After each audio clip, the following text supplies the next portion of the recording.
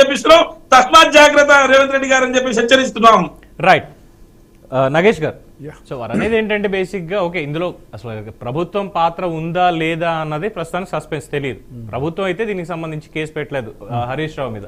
హరీష్ రావు గారి మీద కేసు పెట్టాలి అనుకుంటే గతంలో ఆయన పనిచేసినటువంటి ఇరిగేషన్ శాఖకు సంబంధించిన అంశాల్లో కావచ్చు, లేదంటే వ్యవసాయ శాఖకు సంబంధించి కావచ్చు, లేదు అంటే ఆర్థిక శాఖకు సంబంధించి కావచ్చు, నిర్ణయాల మీద అందులో ఉన్నటువంటి లోపాలు ఏం జరిగాయి, అందులో అవినీతి ఏమైనా జరిగితే ప్రభుత్వం కేసు పెట్టచ్చు.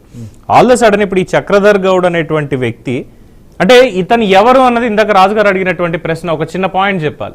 గతంలో రైతులకు సంబంధించి ఒక స్వచ్ఛంద సంస్థ ద్వారా దాదాపు ₹1 అక్కడ పంపిణీ చేశారు. రైతు ఉద్యమాలు అన్న పేరుతోటి సిద్దిపేట ఆ ఏరియాలో ఎక్కువగా యాక్టివ్గా ఉండేవాళ్ళు అన్నది ప్రస్తుత సమాచారం. ఆ తర్వాత ఆ యాక్టివ్నెస్ చూసిన తర్వాతే అతని మీద ఈ మహిళల్ని మొలస్ చేశాడన్న కేసులు కావచ్చు, లేదంటే నిరుద్యోగుల్ని మోసగించాడన్న కేసులు కావచ్చు, ఆల్ ద సడన్ పుట్టగొడుగుల్లా కేసులు పెట్టబడ్డాయి. తర్వాత రాజకీయ జీవితం ముగిసిపోయింది అనేది అతని నుంచి కూడా ఉన్నటువంటి వాదన. ఇప్పుడు అతను వచ్చి పెట్టినటువంటి దానికి ప్రభుత్వం ఎందుకు అంటే, అప్పట్లో హరీష్ రావు గారు కూడా ప్రభుత్వంలో భాగం కదా, మరి కేసీఆర్ గారి పేరు వస్తోంది, కేటీఆర్ గారి పేరు వస్తోంది, అట్ ద సేమ్ టైం ఈ పోలీసుల అధికారుల పేర్లు వీళ్ళందరూ కూడా వస్తున్నాయి ఈ ఫోన్ ట్యాపింగ్ లో. హరీష్ రావు పేరు రావడం అనేది యాదృశ్చికం అనుకోవాలా ఇప్పుడు, అంటే ప్రైవేట్ కేసు పరంగా, లేదు ప్రభుత్వం పక్కన పెట్టేసింది హరీష్ రావుని సేఫ్ గార్డ్ చేయడానికి ఆ కేసులో పెట్టలేదా పేర్లు? First thing, phone tapping, by the way, my first time on BRK News. And ఇందాక కరాటే రాజన్న మాట్లాడుతూ ఉంటే ఏదో వింత మాట్లాడుతున్నారు. గవర్నమెంట్ని క్వశ్చన్ చేస్తున్నాము, అసలు అపోజిషన్లో ఉండి మేము మా డ్యూటీ చేస్తున్నాము అని గొప్పగా చెప్తున్నారు. ప్రజలు వాళ్ళకు మ్యాండేట్ ఇచ్చింది అపోజిషన్ పార్టీగా ప్రజా బాధల పట్ల ఇక్కడున్న గవర్నమెంట్ని ఓ కన్స్ట్రక్టివ్ క్రిటిసిజం రూపంలో ఇక్కడున్న గవర్నమెంట్ని మెరుగుపరుచుకోవాలి. వాళ్ళు అది ఓ బాధ్యత గల అపోజిషన్ లాగా బిహేవ్ చేస్తున్నారా?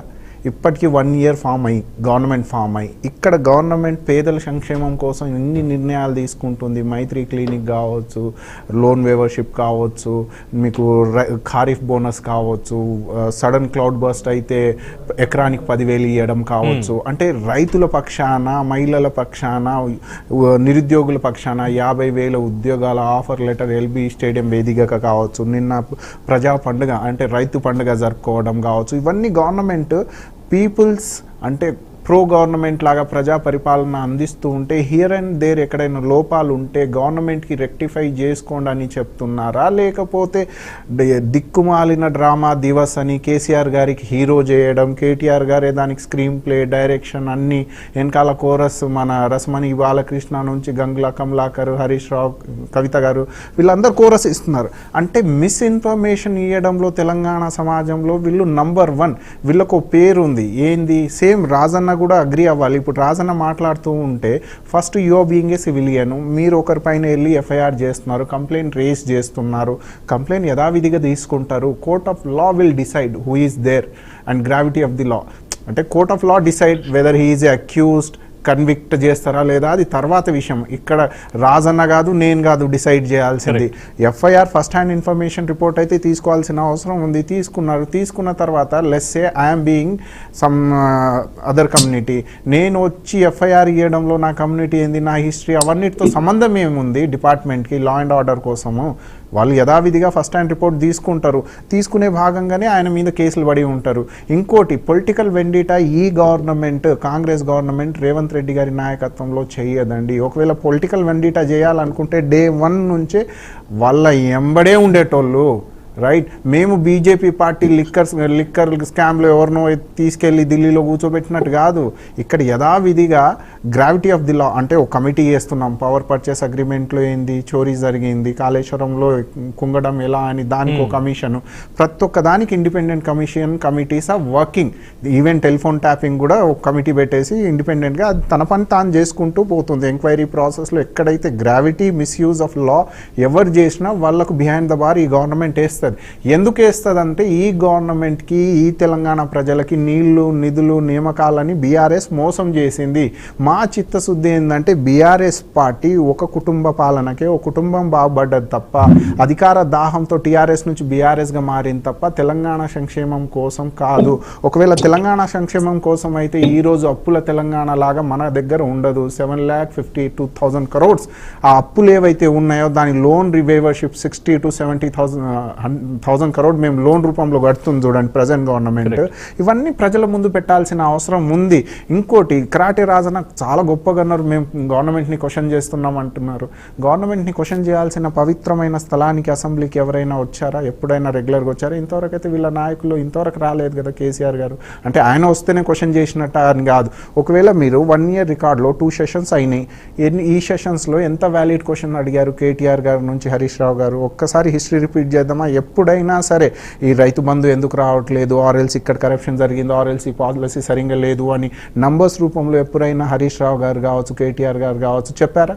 లేదే. మరి మన కరాటే రాజన్న దేని గురించి మాట్లాడుతున్నారో అదే వాళ్ళ నాయకత్వం.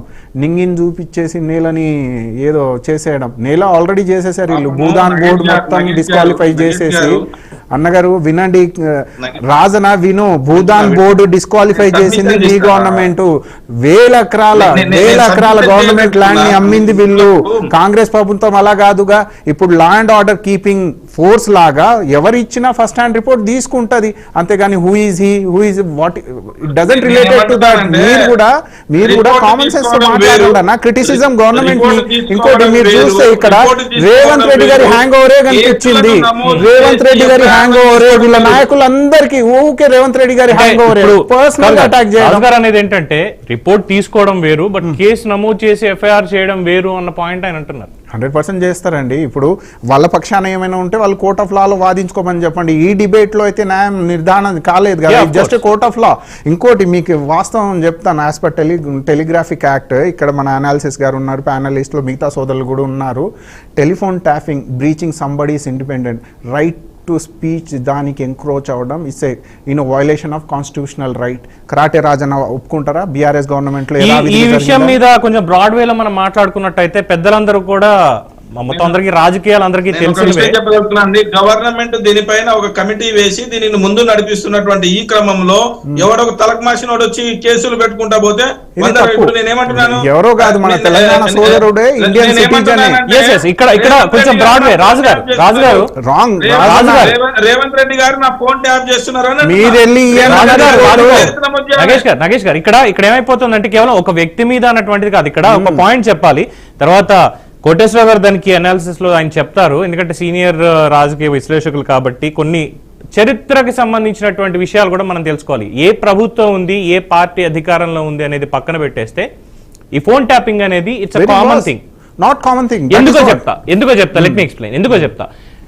ఇప్పుడున్నటువంటి ఈ దశాబ్ద కాలంలో జరిగిందో లేదంటే గత 2 దశాబ్దాల్లో జరిగిందా అని నేను చెప్పట్లేదు.